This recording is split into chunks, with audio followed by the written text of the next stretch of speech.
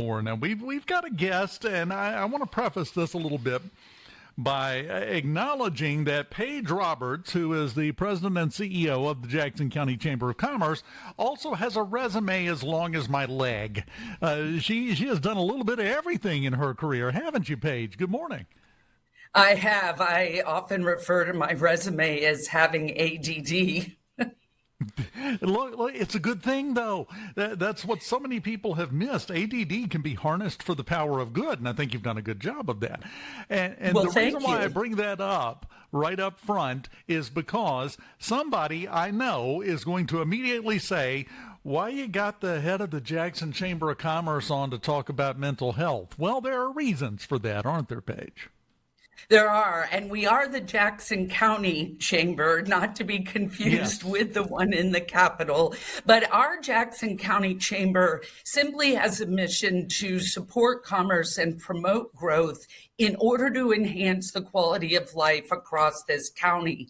And that includes really understanding what our members and therefore employers in this county are struggling with their employees.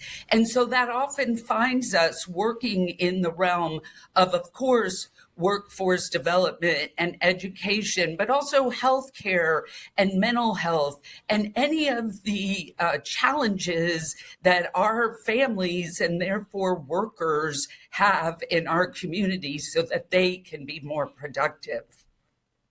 Well, and be more effective employees as well, because this kind of goes back to what we were talking about earlier. You have to meet everyone where they are. And we have an entire generation coming through that is dealing with the level of violence during their childhood and high school years, basically never seen or hasn't been seen for a long, long time.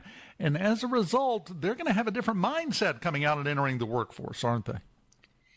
I believe so. I think part of what's happening is that young people have sometimes less ability to think into the future, and they don't think of having a future sometimes. And that is where the word hope comes in. As we've talked about on this show many times, we have put what are called Hope Squads, which are student-led initiatives around mental health into our middle schools and high schools. But if you don't have hope, then you're making decisions from a base that really doesn't care about the future and the consequences. And I think that continual violence does affect that. But I think also just the way we interact with each other day in and day out, whether it's through social media or face-to-face or our phones, is really playing a big role in this. When someone, and this generation, not everybody, there are no absolutes, let's make that clear, but when you have a generation that is coming up, as we do, that are infected with a fairly strong strain of fatalism, which is what you were talking about. Well, there's no hope. There's no, why try? I'm going to lose anyway. Why bother trying? Well, you got to have a different approach with them now and when they enter the workforce than you would someone who doesn't have that particular mental hang up. And that is a big deal. My youngest son is 25. He and his friends, yes, it's prevalent even in that generation for a lot of them, where they're like, well, I'm never going to have that big American dream. What's the point? What's the point in trying too hard? Well, yes. And what we need to do is help them find their place in the world. That's one of the things we do with our career coach program. We were one of the areas of the state that helped pilot career coaches in the high schools before the legislators and the governor pushed for that to happen statewide. We want to make sure when you graduate from high school, you have a secure plan to be enrolled, enlisted, or employed. Because if you don't, you're probably going to end up, or very likely could find yourself on a path to parchment or the local cemetery. And I think we saw some of that over this past weekend. I don't know the individual stories of each of the people who allegedly committed these crimes, but I feel pretty confident in saying they didn't have secure plans of employment, enlistment, or enrollment. And back to the words you used at the beginning, they didn't have hope. I think that would be a fair guess to make. The latest information just on one of them, the Leland shooting, they now have 9 people in custody. So just to kind of explain the extent of this, 9 people have been arrested, 26 people were injured, 19 of those with gunshot wounds, 6 killed. So you're looking at 35 people that were directly involved in this. That doesn't happen just because one person's having a bad day. This is a more systemic problem across the board with that group, isn't it? Yes, and what I saw this morning in the update, in addition to now a $5,000 reward for more information in the Leland incident, is that we're just seeing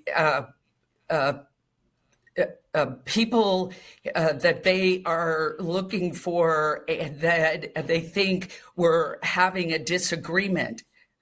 Okay. We've been having disagreements for as long as we've been able to communicate. It's how we handle our disagreements. And this is where we go back to the emotional well-being of people and how they resolve conflict. We have had an education business summit here once or twice a year for the past 10 years, where educators and employers come into the room together to talk about an issue.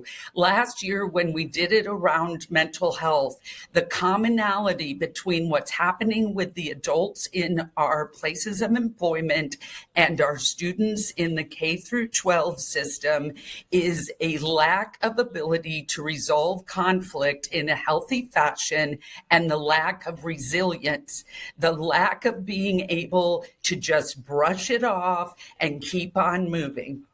So somebody said something, maybe they even called me a name that was offensive. Just keep on moving. That's on them. That's not on you.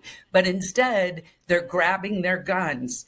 And quite frankly, whether they're pointing the guns at other people, and sometimes they're pointing the guns at themselves.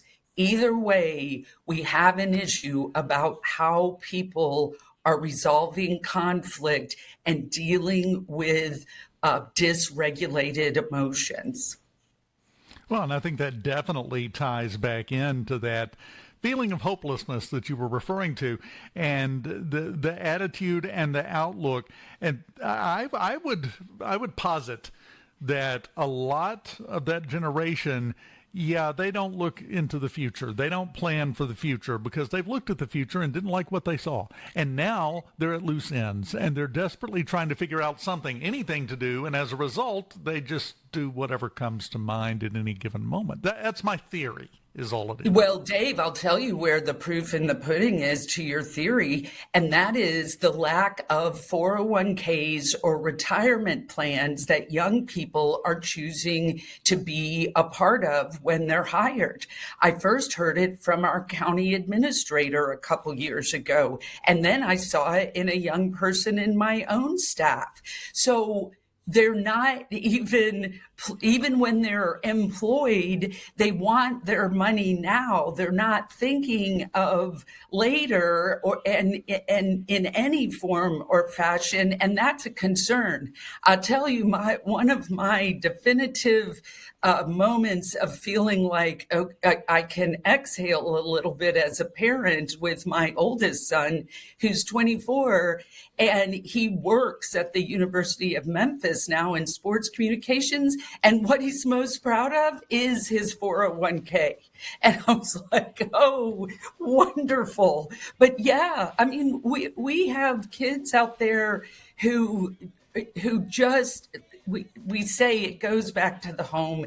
It goes back to the home, but it goes back to our communities. And I think Public Safety Commissioner Sean Tindall said it best yesterday in the press conference in Leland. We're up against the break. If you can hang on through the break, we'll get that in when we come back. Absolutely. Thanks, Dave. Don't want to cut you off. We are talking to Paige Roberts, and we will continue doing that when we come back on Mornings right here on SuperTalk Mississippi. Keep it here. Welcome back to Mornings with Richard Cross, minus the Richard Cross on Fridays, presented by Community Bank, rooted in our community. You can find out more at communitybank.net. We have Paige Roberts, the president and CEO of the Jackson County Chamber of Commerce. And right before the break, and we were running out of time, I didn't want you to get cut off on this because this is something that we need to talk about. My buddy, Public Service Commissioner, Public Safety Commissioner Sean Tindall was talking yesterday, and you wanted to clarify or to highlight some of what he said, right?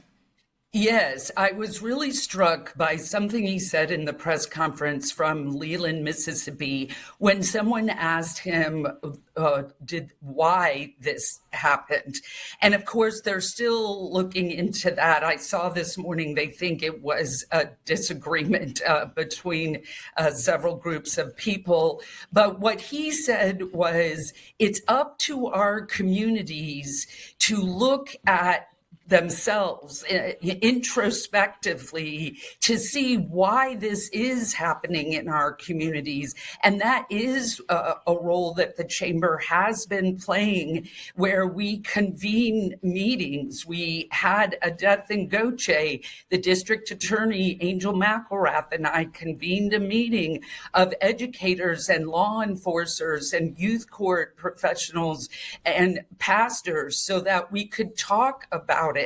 You know, the philosopher Voltaire said, no problem can stand the assault of sustained thinking.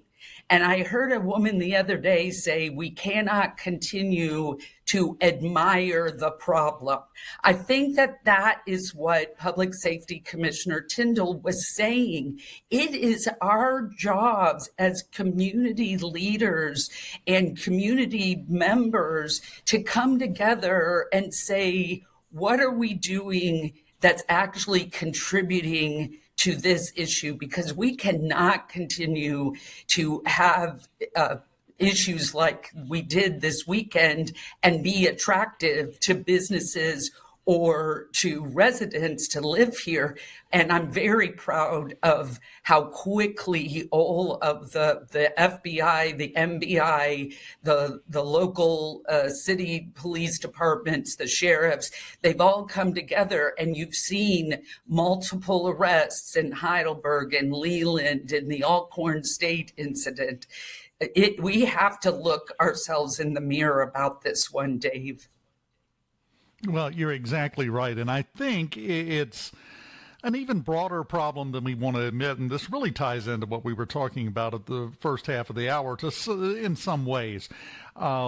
We have reached the point culturally in society, for whatever reason, that we believe it is our right to take everything personally all the time. The slightest possible thing, well, that's a personal attack on me. We've got to learn, like you said, I'm sorry, I'm Gen X. I'm right at the beginning of Gen X. And everybody needs to go back to learning how we learn to deal with things, which is to internalize it, bury it deep, and let it come out as sarcasm. We're really good at that. It's a great survival mechanism, and it cuts down on the fights, doesn't it? Well, you and I are probably the same age, and not only is it my generation, but I grew up in northern Indiana and really fine-tuned sarcasm there. It's everybody looks at it and goes, "Why are you so sarcastic?" I'm like, I just wave my hands around. Look this, all of this is why. But I will Yeah, add, sarcasm. Dave, talking about Gen X really quickly, we are the generation whose parents started working, both parents, and they told us, don't you dare call us at work unless it's an emergency. And if we did, they said, figure it out, I'm at work. And so we are a generation who figures it out in a more peaceful way, I would argue, because we had to. So you're right. This is an onion of a problem, layer by layer, and it makes us cry, and it should. Oh, that's a great analogy. Well done. First you quote Voltaire, and then you give that analogy. You're having a good day, Paige. You're welcome back every day that I'm here. I love it. Thank you, Dave. Thank you for appreciating it. Well, I think you're speaking to put an overall label on the problem. Is that we are, it seems to me, spending the majority of our time as a society reacting instead of acting. We wait to react to something we don't like. We have to start taking positive action to change some of that. And I think what you're doing is a great way to lead in that direction. I think we got a little less than 60 seconds. Any final thoughts? I just want people to look at our humanity. And I feel we're losing our humanity. And the way to get it back is to really look at each other as fellow people with common problems and similar needs, and to come together communally. Listen to this woman. She can quote Voltaire. Paige Roberts, the president and CEO of the Jackson County Chamber of Commerce. Lance, can we get her a muffin or something? We need to start a muffin club for really good guests. She'll be our inaugural member. Thank you so much, Paige. We appreciate you. Thank you, Dave.